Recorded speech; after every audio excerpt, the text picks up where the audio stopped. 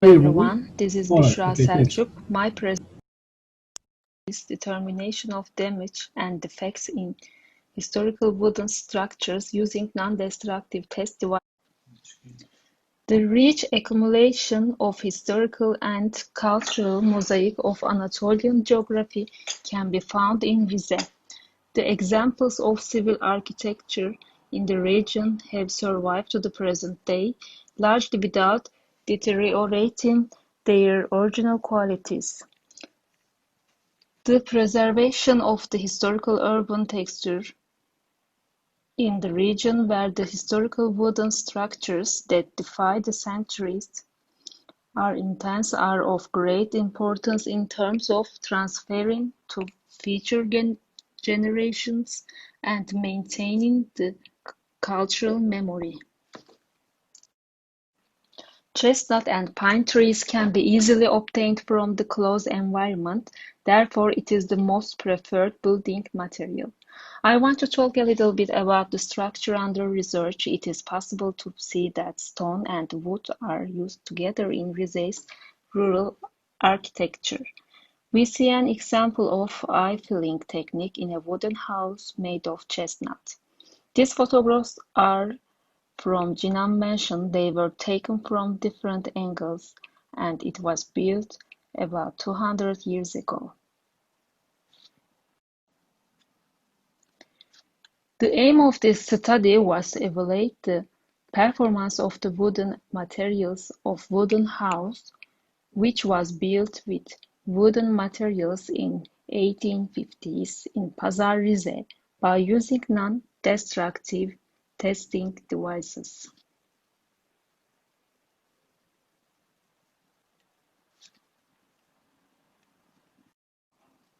The first of the non-destructive test methods we use within the scope of the research is the drilling resistance of wood.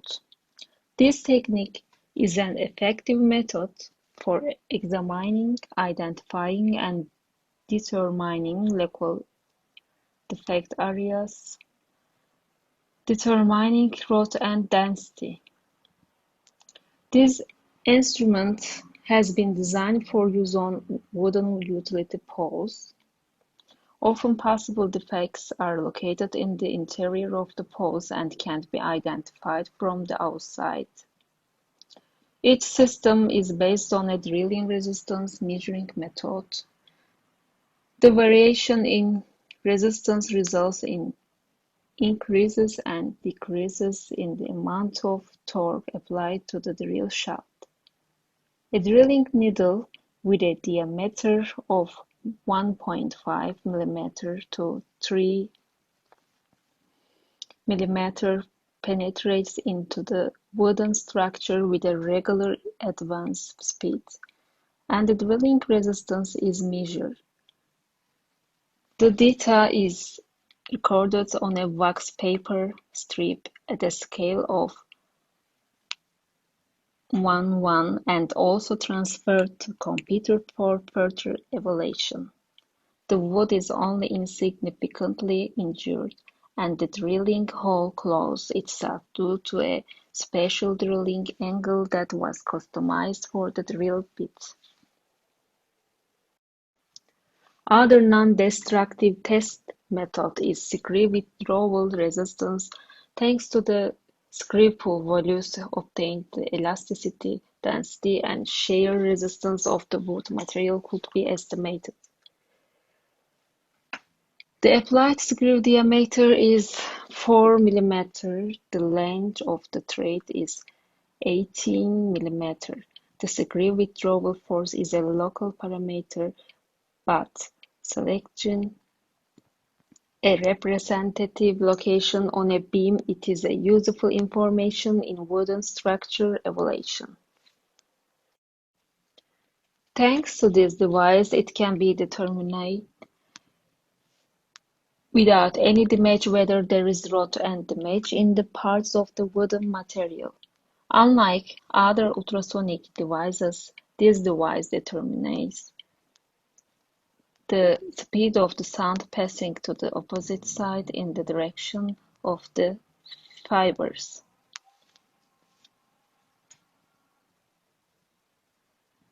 Microsecond timer equipment developed by Facup designed for evaluation of living trees. The equipment is able to detect host decay cracks in trees by non-destructive technique. Facup measures the transit time of stress wave between two transducers. Another important application of the equipment is the determination of residual strength of all timbers and log evaluation. As a result of the investigations, it was determined that some beams had damage, rot, cracks, voids in the interior. Some outputs of the examinations made with the drilling device are given.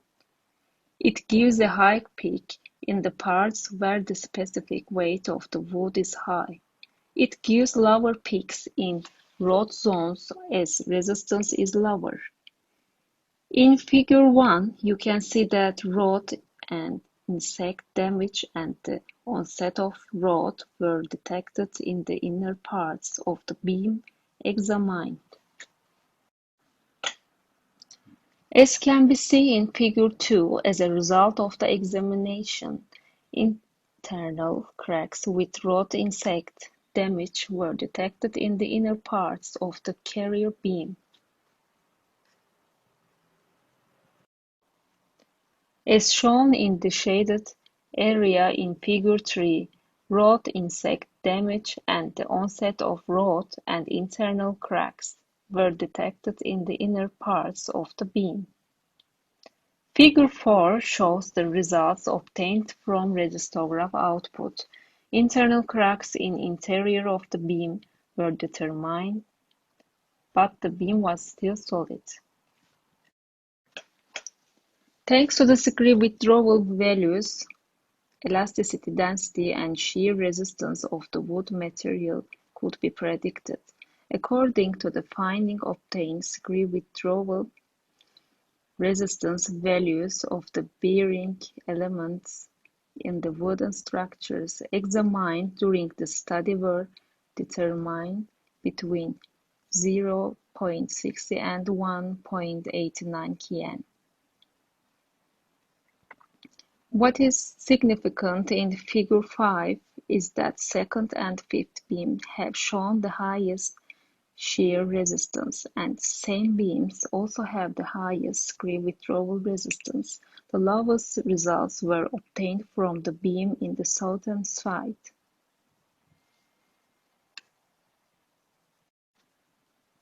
The sample graph for determining the time correction coefficient of a measurement made on the wood carrier elements determined in the study area is given in the graphic. The speed of sound in wood material is regulated according to the correction coefficient. While the speed of sound is higher in the solid parts, the speed of the sound decreases in the rotten and destructive parts. In Figure 7, generally the highest velocity has shown in the northern side, the lowest velocity has measured in the basement and the southern side. As a result of the investigations carried out with the resistograph device, it was determined that some of the beams had partial damage, while some of them had severe damage, cracks, and decay. Generally, the mechanical strength properties of the beams examined fell into D35 and D70 classes according to EN 338 standard, and it is still possible to use them. However, some of the beams recommended to be changed as a result of the findings obtained from both visual inspections and examinations made with non-destructive test devices. The screw withdrawal resistance, bending, and shear strength of the beams were calculated thanks to the data obtained with the non-destructive test device, and it was determined that the strength properties of the beams had the lowest resistance properties in this structure in the resistance classes specified in the EN 338 standard. Although these beams still had enough strength properties, it might be recommended to replace them, considering the fatigue resistance due to their service life. Thank you.